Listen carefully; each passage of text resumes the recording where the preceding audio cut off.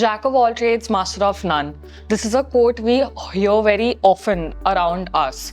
So, what is your perception of it in terms of, say, multitasking? You want to be a happy husband? I agree with the quote. Because the wife expects you to ये भी काम करो, वो भी काम करो, ऐसा भी करो, वैसा भी करो, इधर भी जाओ, उधर भी जाओ. You want to be really happy? Multitasking is good. Now you want to specialize into something? Multitasking is not good. Come to the example of a family doctor, MBBS. आपको बुखार है, family doctor. आपको typhoid है, family doctor. आपको malaria है, family doctor. He'll diagnose everything, he'll give you general stuff. Today the concept of family doctor is vanishing. Everything is specialty. Heart का बीमारी मेरे को मत पूछो, कार्डियोलॉजिस्ट को पूछो. डायबिटीज है, डायबिटोलॉजिस्ट के पास जाओ. स्किन का प्रॉब्लम है, डर्मेटोलॉजिस्ट के पास जाओ. So everything has become specialization. Now what is specialization? Going more into the depth of that subject is specialization. That means you're actually focusing on a smaller piece of ignorance. Correct. Yeah, smaller piece of ignorance to elicit more knowledge out of that subject, which is master of one. Jack of all, master of none. You do several things, several different areas. You don't have the time, energy, and resources to become skillful in one subject. It's like an all-rounder in cricket or a decathlete. Correct. He's participating in 10 different streams, but you will never find him creating a world record in any single stream because his energies are focused on 10 streams of athletics. So he's not holder of any world record, but the fellow who is a sprinter, 100 meters dash, probably he holds a world record because he has focused his energies only on that. Or a long jump. You will have a world record holder who is in the guy who is only focused on the long jump. You'll never find a world record in one stream in a decathlete.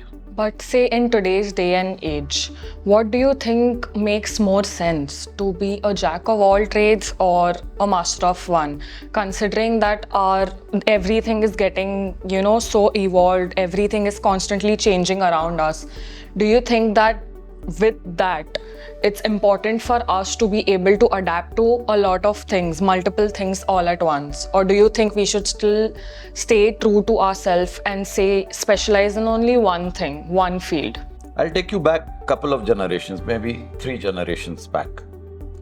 Look at the man and the woman 3 generations back. The man could do several things. Yeah, he may have a profession. He may be a clerk in some office. Or he may be a farmer in the field, or he may be a carpenter in the village. But he could do several things. He could wash his own clothes. He could clean the utensils in the house. He could do jhadu pocha. He could do dagduji of his dilapidated hut. He could do the floor. He could fix the wall. So there were multiple skills even then. Correct. But they were not being blown out of proportion.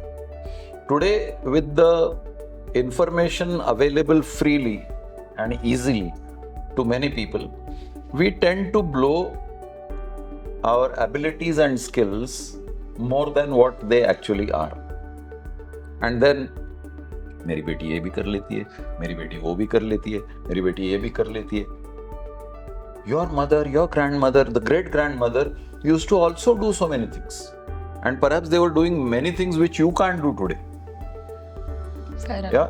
So if you look at the society then and now, the resources have changed. You have a lot more effective, efficient resources available to you. My great-grandmother used to wash the clothes on a piece of stone. Today, my wife washes the clothes in a washing machine. My daughter may not even wash the clothes in the washing machine. She will hire somebody to wash the clothes in the washing machine. She will not even gather the clothes and push them in the washing machine. Tasks remain same. How to get the tasks done? The methodology has changed. As a human being, it's the task for you to maintain your body. You were maintaining body during the great grandmother's time. You are maintaining your body even now. There was a task of training your minds in whatever was prevalent in the society at that point of time. So the minds were trained to deal with the social circumstances. Then the same thing is happening now. Makes sense. For example, you were supposed to follow the tradition of the family. So there was a marriage custom. So you were trained to be in tune with that marriage custom. Today the children say no marriage. Today the girls get married, don't want to change their names. Today you want to have a live-in relationship. But you still associate, the man and woman still come together, which happened in the past under a tradition and a custom, which is happening even now. The tradition and the custom has changed. The tools of living have changed. Life hasn't changed because the human being basically hasn't changed. The gold ornament could have changed, the patterns have changed, gold has still remained gold. It was gold 100 years ago, it is gold even today. Yes. Patterns have changed, brands have changed, styles have changed. Life is the same. Do you think multitasking could also be a desperate attempt? Especially for someone who's, say, young, for Gen Z, a desperate attempt to run away from the more deeper things in life. Because if you think about it, being a master of one requires a lot of focus. And we have zero attention span. People like me, people who are the same age as me, is it a desperate attempt to run away from that focus and still try to look good in front of the society? I will edit your sentence. I will remove the word desperate. Okay. It's an attempt. Okay. What is the attempt? The attempt is to fit the pattern. To fit in. Yeah, I have to fit the pattern. I have to be in fashion. So today, if the pattern is to wear a particular style of clothing, and if I wear my grandfather's clothing, I don't fit the pattern. If I don't fit the pattern, then I am not accepted. I mean, everybody will be ridiculing me. So it is an attempt to fit. I would put it as simply as that. I wouldn't call it desperate. Why should it be desperate? If everybody is multitasking, then I must also acquire the skills of multitasking. Then only I fit. If I say I'll do only one thing, then I am a misfit. And if I am a misfit, then in a way I am a reject. Survival of the fittest. There you are. Fair enough. But what if, you're doing all of this only because of the people? Like you said, if everyone is multitasking, even I would want to do that. But don't you think then you're not being true to yourself? Happened all the time. You take any generation, any number of years backwards, how many people were true to themselves? Only a handful. And they became masters of their subject. How many Newtons came out? How many Einsteins came out? They were true to their science. Fair enough. Right? So whatever field you select, there were very few people who were dedicated to a solitary focus. All of the others were multitasking. And therefore they never became masters of anything. And they were jacks of all trades. A little bit of this, a little bit of that, but never mastery. Masters were always few. Happened in the past, continues to happen now, will happen in the future. So what do you think is the ideal approach for 2023? What gives you happiness?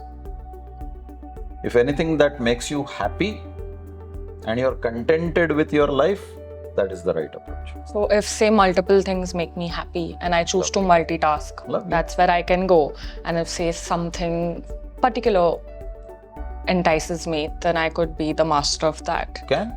What do you think is most benefited and recognized in this time and era? Let me give you the example of school. From kindergarten to SSC, school passing. I studied several subjects. I studied 3 languages. I studied general science. I studied history, geography. I studied algebra, trigonometry. Yeah, multiple subjects. But when I went for graduation, I selected either the mathematical stream or the biological stream. In the biological stream, I selected either botany or zoology. or medical science. Yeah. So I started specializing as I started growing up. As I grew up, I started discovering my likes and dislikes. So whatever I liked gave me happiness, and I selected that. And whatever I disliked, I shed, discarded, and stayed away from that. So I don't like languages. I don't want to go for English and Sanskrit and French and this and that. I find great pleasure in solving mathematical problems. I selected A group and went for engineering. I'm happy dealing with human beings or animals or trees.